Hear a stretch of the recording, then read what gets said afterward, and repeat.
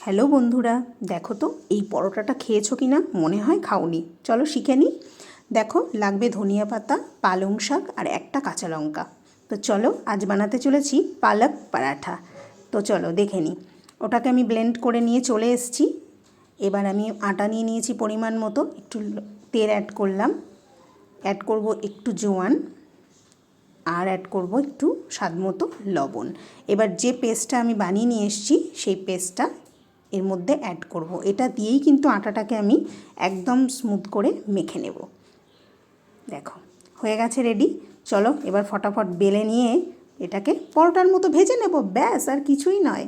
তো দেখো আমি বেলে নিয়ে চলে এসেছি, এবার ভাজা স্টার্ট করে দিয়েছি।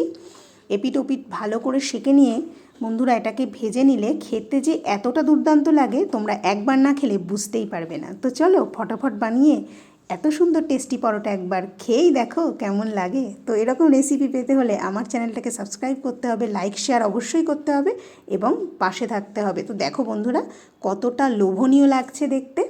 তো প্লিজ বানিয়ে ফেলো, খেয়ে আমাকে অবশ্যই কমেন্ট করবে। দেখো প্লেটিংটা কেমন হয়েছে। পাশে থেকো বন্ধুরা, টাটা।